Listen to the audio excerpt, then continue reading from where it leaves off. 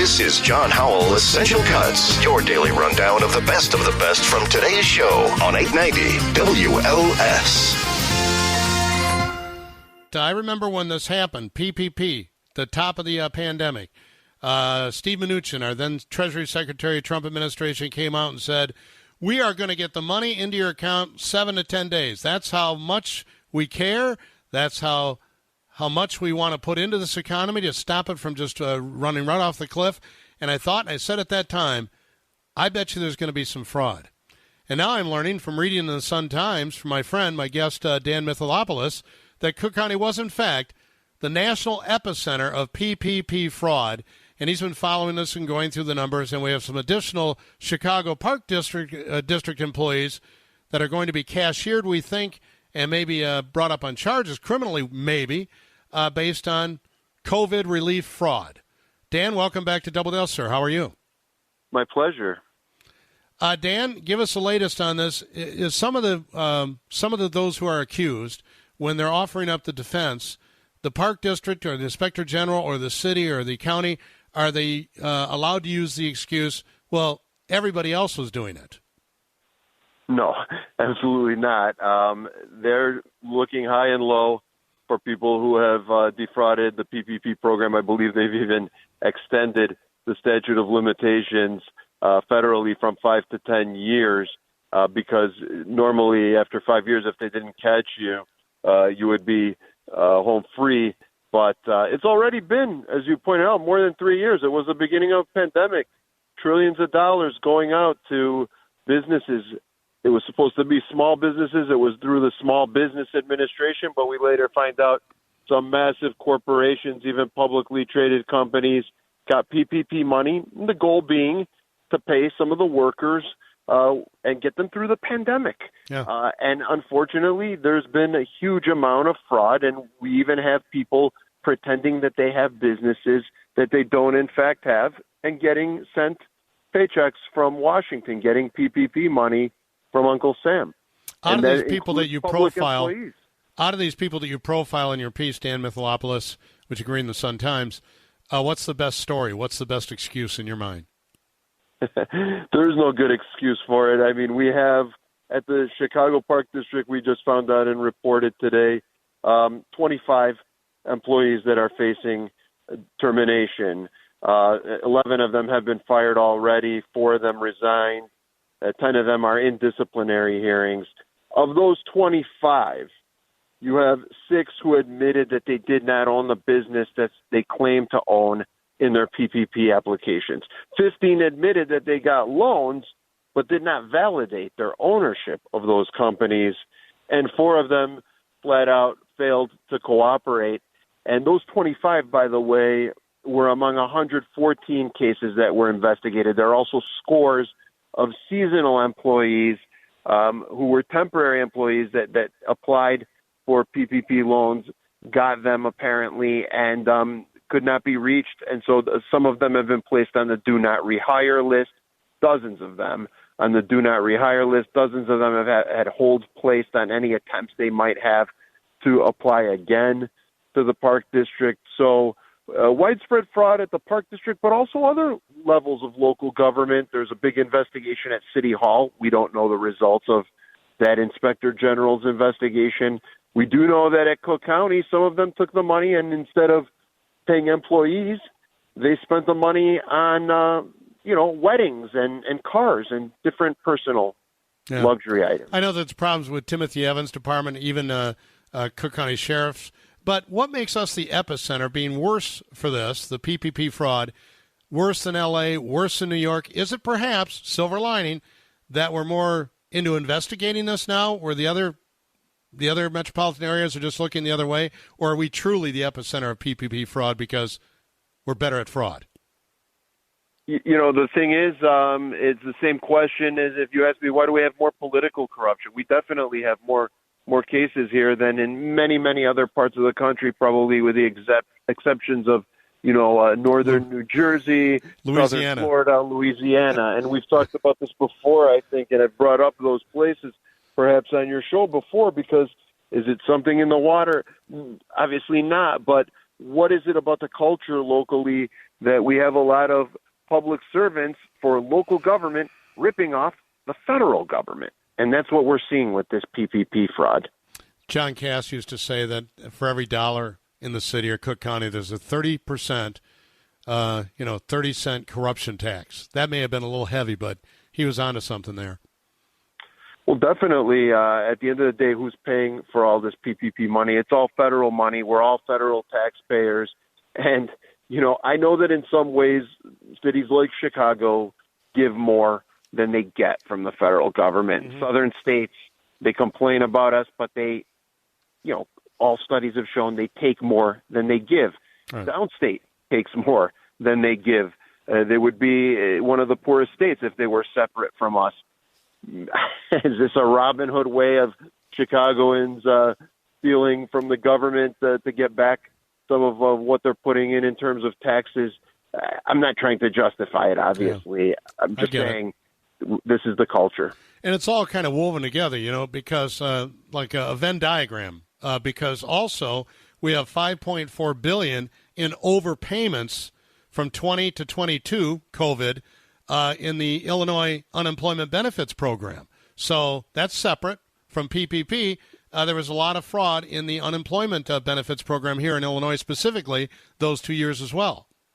Yeah, I think we've seen stories from the beginning about the problems with just the whole disbursement of the unemployment benefits in Illinois. I think there were stories going back from 2020 that it was already rife with fraud, and now the audit just kind of gives us some of the bottom line numbers, gives us the tab. With all the data that you have, Dan Mihalopoulos, are you thinking about perhaps doing a book on like fraud that through Cook County, Chicago? Because you also referenced this University of Texas study that Cook County was the epicenter for fraud in America with a suspicious loan rate of more than 35%, far higher than New York or L.A.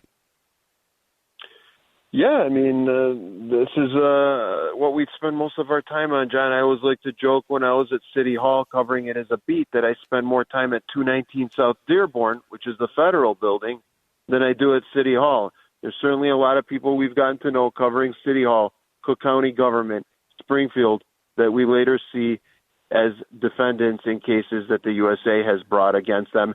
And, to bring it back to the PPP fraud, how many of these will become federal corruption cases? How many of them will become criminal cases? Right now in the story today and what we just discussed earlier, these are Inspector General reports. These are people who can, take action against employees of those local government agencies, but they can also cooperate with law enforcement at various levels, including federal prosecutors and other federal investigative agencies, to bring criminal cases. Yeah, I hope they do. There are many criminal cases that have originated with inspectors general in local government. In this case of the Park District specifically, we do know that they are working with external agencies, but the report from the Park District Inspector General did not yet specify who they're working with on those cases. And another sad little tangent to this is that some of the PPP fraud, some of the PPP checks were used to buy guns by gang members that led to a spike in crime or added to the spike in crime.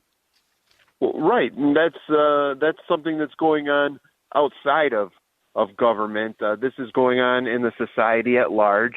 And what we're seeing with these inspectors general and their reports, like you said, at Chief Judge Evans's office or at the Park District, is that these problems that are endemic with PPP during the pandemic, with pandemic relief fraud across society, are also being, manifested with public employees who, even though they have good jobs, and we know they do because we pay them and we give them good benefits that they've negotiated and they deserve through their unions, they're trying to get another place at the trough by defrauding these programs.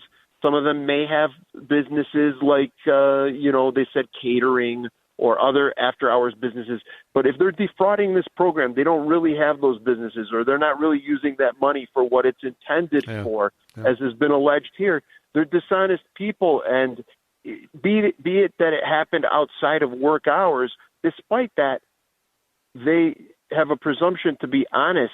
and they're going to get fired from good government jobs with pensions. I Some hope of them they are get fired retiring just ahead of the act. And I hope they get fired. I hope they get prosecuted and punished and found guilty. Dan Mihalopoulos, I have to cut it there, but thanks so much. Have a terrific weekend. Thanks for coming over to the beautiful AM Mono side, okay? Thanks for having me. I have a great weekend, too. Take care, you too. You're listening to John Howell, Essential Cuts on 890 WLS. Former City Hall Dean of Reporters, still our colleague because he's host of Take One on Double Dallas Saturday at 4 p.m. Bill Cameron is here. Bill, good afternoon. How are you, sir? I just saw a robin dipping his worm into a snow cone. Yeah, it's a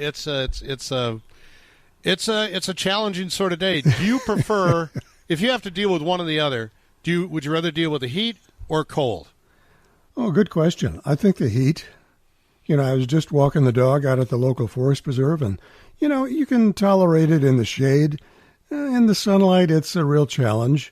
But, those cold, deep freeze winters, they're worse, aren't they? Well, they're killer. I mean, I've lived here since 88. When I came to town, the summer of 88 was blisteringly hot. I remember it was 95, the year where they had, 300 or 400 deaths because of a heat wave. I think that was 95. 700. Yeah, 700. That's right, in 95. Right. And then, we know about the snow apocalypses that we've all lived through. And more recently, these polar vortexes, which are this killer cold. You let the dogs out, and they're bouncing on their paws within 20 seconds. You leave them outside. I leave the doors open during those polar vortexes. I just like talking about it because it's so hot today. But just so that if something happens to me, the dogs can still get back inside. I see. Well, having said all that, we should note that it's far worse in a lot of other places in the U.S. and Europe. Buddy of mine moved to Dallas because, like a lot of people, I'm going to move to Texas. I want freedom. I want to get away from all the regulations. I want lower taxes. I want no income tax, blah, blah, blah, blah. And he's moving back. He's had enough of Texas. Is he really? Wow. He's had enough of Texas. And the weather, I think, was the tipping point for him. But even after he'd been down there for a couple of years, and he had defended Texas to me, how do you like living in Illinois? I'm in Texas. And finally he said, I thought when I first got here everything was so much cheaper in Texas, but it's cheaper because you get what you pay for. They just don't have the services in Texas or the infrastructure, the electric grid. It's kind of, it's the wild, wild west. And they're still fighting the Civil War down there in Texas and Florida. Sometimes I kind of think we should let them secede again. Let's talk about our junior senator, Tammy Duckworth. I've listened to some of the excerpts. I want to go over some of the ground that you cover with her. Number one, the Alabama senator now is holding up things in the Senate. Should the filibuster at this point go away? What did she say? Well, I asked her that question, and she says no. It's the classic example of, one party criticizes the other using things like procedural holds on military promotions like Tuberville is doing, and of course Tammy denounces that. And the filibuster, gets in the way of progress, but they never quite bring themselves to say we should do away with it because when they're in the majority, they want to use it too. So she plays both sides. Well, that's what I call situational ethics, right? Yes. Right. So what about the fact that FAA has reauthorizations again, so that went through, but what can be done to prevent so many canceled flights? That's on the mind with everybody. My daughter just flew back from Los Angeles today, and yes, her arms are tired. But in addition to that, not only was the flight just a cluster, but they had trouble on the plane, which we may or may not read about tomorrow. So the FAA, are we trying to strip funding out of that or add to the funding? Well, we're adding to the funding, and she thinks that things will get better over time because there's more money for air traffic controllers, and they're shaking a stick at airlines like Southwest who have these crazy assignment procedures for pilots, and maybe the airlines can be pushed into hiring more pilots. She's, fairly optimistic about the cancellations slowing down. What was her reaction to the death of Rocky Wirtz? I've been trying to get to talking about Rocky Wirtz and his legacy, and Mr. Crown as well, but I just haven't had time this week. Do you broach the subject of Rocky Wirtz with the senator? Not only with her, but with my panelists, Ray Long, Greg Hines, Heather Sharon, and Dave Stewart. And they're all shocked that Rocky suddenly died on Tuesday. And they all remember his legacy of, turning the Blackhawks around from what his brother did to him, Dollar Bill, and getting those 3 Stanley Cup championships. And Heather remembered that he saved the Sun-Times twice, not only helping to buy them through a coalition of businessmen, but helping to bring about the merger with WBEZ to make it viable. So Rocky has a lot to, credit and a legacy that will live on. Now, to paraphrase what somebody once said about Mike Ditka, that was George Halas throwing around money like manhole covers or nickels like manhole covers. We've talked about Lori Lightfoot, her prickliness previously, but she had this to say about Rocky Wirtz. The way in which United Center rallied during one of our toughest times in COVID. They opened up United Center to be a super voting site and, of course, extended themselves to open up the North Lots at the United Center to be a massive COVID vaccination site. Did the Wirtz family or company get paid when they opened up the United Center for the COVID super site? I don't know if they got paid to actually rent the place. I just don't know. But, Rocky was a nice guy. As Greg Hines pointed out, he came up in college studying journalism, and he was one of these moguls when he made it and got in the driver's seat for not only the Blackhawks but for the liquor business. He didn't, turn up his nose at you. He was a friendly guy who wanted to do the right thing. Here is Lori Lightfoot, one more compliment for the late Rocky Wirtz. They, of course, had strong opinions about the way they saw things from their perspective, but we're always willing to listen. And we usually met someplace in the middle with them offering support. And that audio courtesy of NBC5. You talked about Biden's age. What did that conversation tell us? A few interesting angles on Biden, like the RFK Jr. candidacy. What's behind that? Is he a factor? She doesn't think so because so many other members of the Kennedy family have poo-pooed him and criticized him for his wacky positions. The no labels folks who are supposedly nonpartisan, she detects Republican dark money behind that to take votes away from Joe Biden. So she thinks that Joe Manchin is a Trojan horse? Probably, whatever the dark money wants to have happen, it's a little early, but if you can put a candidate out there who will deduct votes, just ask Ralph Nader, who prevented Al Gore from becoming president back there in 2000. Well, you probably saw this happen a number of times here in Chicago, both mayorally and, with the governorship, all these propped up candidates just to dilute the other guy's base. Exactly right, and it seems to work. And the thing about Joe Biden's age, she merely points out how vital he is and how his achievements have, brought together the NATO allies to help Ukraine, brought down inflation. The Infrastructure Act is real and long overdue, and he brought it together to make it happen. So while Mitch McConnell, is having his moment of freezing at the age of, 81 too, you don't see that so much in Joe Biden because he's accomplishing things. It was nice of Dianne Feinstein to have her moment the day after. That was a rare display of bipartisanship, wasn't it? Are you referring to her during the roll call in which she goes to remarks, prepared remarks? Yeah. Oopsie. These people just stay too long, and it's obvious that Mitch McConnell, whatever you think of his effectiveness, is in failing health and is not effective. And I think the clock is simply ticking on him, being replaced. Well, we're all in failing health, as Hank Williams once wrote and sang. We'll never get out of this world alive. It's just what does the trajectory look like today? So true. Any big plans for this weekend? Going to try to stay indoors. Okay. All right, Bill. Thanks so much. Appreciate it. Watch out for your golf game out in that sun. Oh, I'll be well hydrated. Thank you. This is John Howell Essential Cuts on 890 WLS. Let's stay in D.C. for at least one more segment this week. October 1st, the United States could face a government shutdown. Gee, here it is again. Congress just broke for the August recess. 18 working days to sort out the numbers. That's not great. Let's start there with Andy Field, ABC News in D.C., joining us late on a Friday. Andy, I know you'd rather be home, done with work, but thanks for one more segment from you this week. How are you, sir? I'll stick around for WLS any day of the week. This is fantastic. That's nice to say, but I'm catching the sarcasm. No sarcasm at all. Hey, well, this is the Congress facing a shutdown is about as surprising as that Cook County PPP story you just talked about. Yeah. Well, look, when you do the math, they're going to have 18 working days to sort out the numbers. I know that the Senate managed late last night to pass its version of the huge defense policy bill, but that stalled on the House side. And with the No. The House passed their own version of it. They both. But I know, but the reconciliation, it's never going to. Those two bills aren't going to get reconciled. Yeah, the Republicans put enough poison pills in there. The Democrats will not swallow it. Right. Mostly they're what Republicans called woke policies that they wanted to get rid of.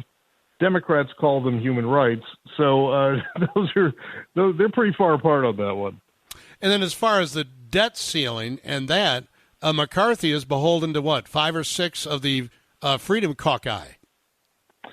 Yeah, it is. Here's the problem. Kevin McCarthy, even though he projects himself as a very strong Republican House Speaker leader, he is in a precarious situation virtually every day he gets out of bed because in order to actually win the speakership, he had to give away so much of the store, including a threshold on how many people they need to call for a vote to get rid of him.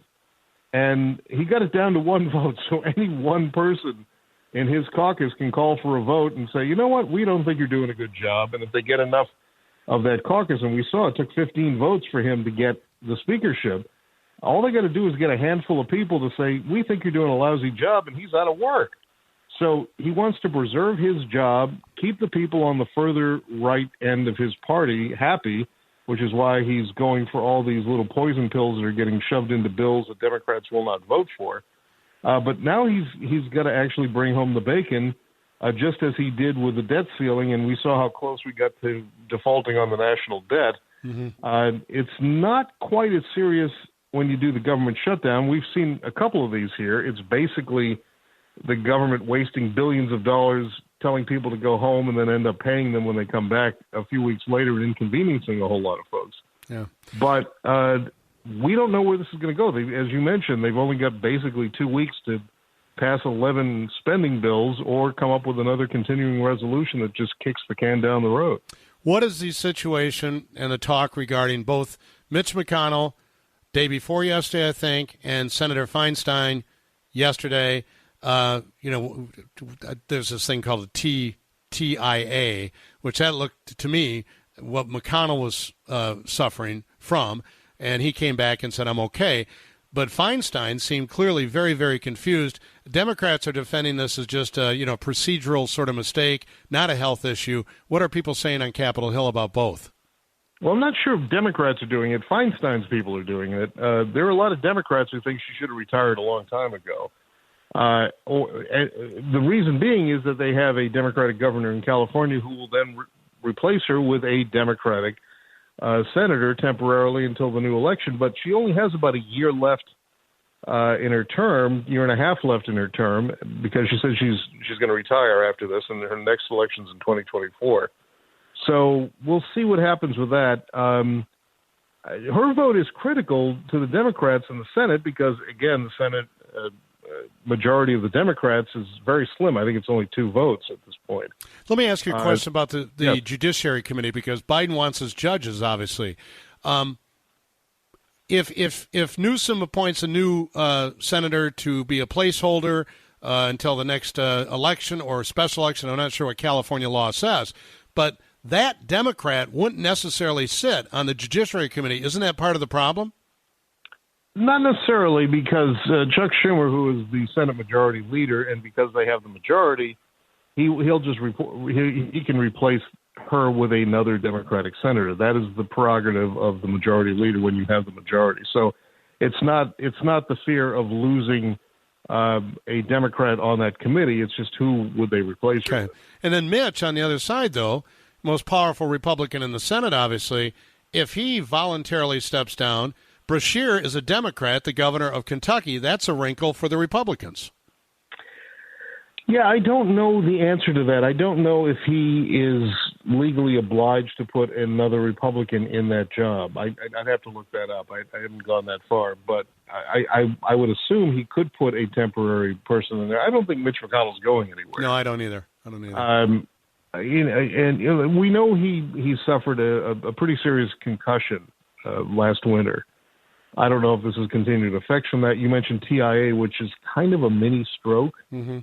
I don't know the exact medical term for transient something. Yeah. Mm-hmm. But I don't know that anyone's actually publicly diagnosed that. But it sure looked like he was having a stroke in the middle of the sentence when he just kind of stopped talking.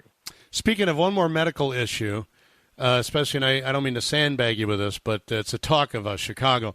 How is the Biden's dog Commander doing? Is he going to be able to stay at 1,600, or is he going to be? The Bidens have not had good luck with dogs there. He bit a couple Secret Service guys recently, big German Shepherd. I mean, yeah. I don't know what it is with the Bidens and German Shepherds. They're not the gentlest of dogs. Yeah. I don't know. I'm assuming that they have sent him back to dog jail in Delaware. Like the last one. Last one got shipped off to a family friend, right? Yeah, they might want to get, a Pekingese or a Dachshund or something a little more tame. My mother-in-law has a big German Shepherd, and you're right.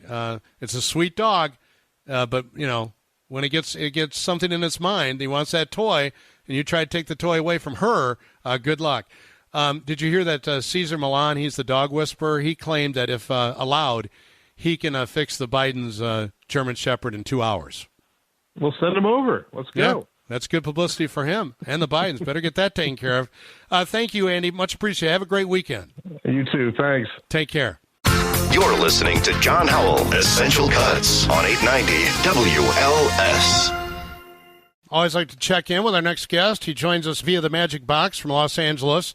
I want to get to talking a bit about Beanie Babies. Chicago's own Ty Warner introduced those little toys back in '93. Originally, there was only, I think, 9 Beanie Babies, and made a few bucks off it. Now he's being portrayed by Zach Galifianakis, but we'll get to that. I want to start with the movie that is going to try to take down Barbenheimer this weekend, Disney's Haunted Mansion. Now let's get to Jason Nathanson out in Los Angeles working for ABC. Any chance that this scomedy, a star-studded scomedy featuring some big names, can stop Barbie and Oppenheimer from rolling on? Nope, not a chance. Back to you. No, yeah, it's not even close. And I call it a scomedy because it is a scary comedy, like a dramedy or a rom-com or whatever, just combining the two. This is based on the ride Haunted Mansion at Disneyland and Disney World. I believe they have the version there as well. There was a version of this movie starring Eddie Murphy in 2003. These two have nothing really to do except for the fact that they're both kind of based on the ride. That, by the way, was called The Haunted Mansion. This is just called Haunted Mansion. So that's a big difference between these two films 20 years apart. And this one, it stars Rosario Dawson as a woman who she buys a house in New Orleans with their son. It is haunted and full of ghosts, and they try to get her out. So she tries to enlist the help of others, played by Lakeith Stanfield, Owen Wilson, Tiffany Haddish, Jamie Lee Curtis, and Danny DeVito to try to get the ghosts out of the house. And it is, it is funny in that I did laugh out loud a couple times. I was surprised. My expectations were pretty low going in. I did have some laughs. Part of the problem here, though, is that this movie is it's PG-13. It's a Disney movie. It's based on a Disneyland ride. So it's got to appeal to families, but it also has to be a little scary because it is Haunted Mansion. And that's a really tough needle to thread. I think it's too scary for little kids, not scary enough for adults, and overall not funny enough for basically everybody. Do these actors do any sort of promotion for these films while on strike or no? No, not while on strike. They did a junket for this well before the strike, a couple weeks before. What happened was they knew, the studios knew that the strike was coming, so they rushed in as much promotion as they could beforehand to get interviews and things like that. So you'll hear, in a lot of pieces that I do and that others do, will say, in an interview that took place before the SAG-AFTRA strike, right. We talked to so-and-so and so-and-so. So yes, there was a junket in New Orleans. Jamie Lee Curtis and everybody talked. I'm actually talking to the director today, Justin Simeon. He is still allowed to do promotion, so that's one other avenue. But a lot of the talk is going to be about the movie, but also about the strike and how that's affecting things. What's the latest on that? Are these guys even meeting, or just everybody's frozen in time? Yeah, nothing. So far as we know, it's just animosity back and forth and waiting things out. It seems like through back channels, there are bigwigs in Hollywood trying to make things happen, whether it is studio heads or agents or things like that. But as far as official talks, it doesn't seem like anything's happening, at least right now. Well, the Beanie Baby craze of the 90s is now part of this Apple TV Plus's The Beanie Bubble. Zach Galifianakis is starring in this. Did you like it? Yeah, this is a movie about the whole the 90s craze and everything, and you mentioned Ty Warner and Chicago and everything. And this is about Ty Warner and his creation of it, but really also, and they tell you right up front, it's not about Ty Warner, it's about the women behind Ty Warner, who supposedly helped him, who were the real business minds and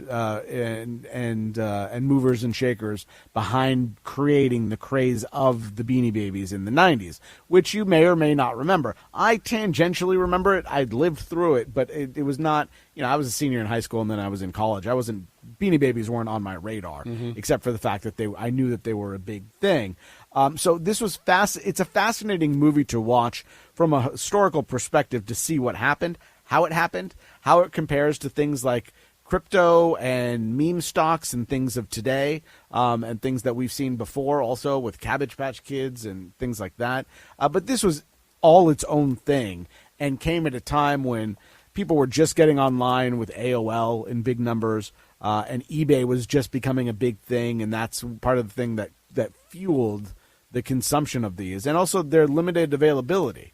He didn't sell them in Walmart or Toys R Us.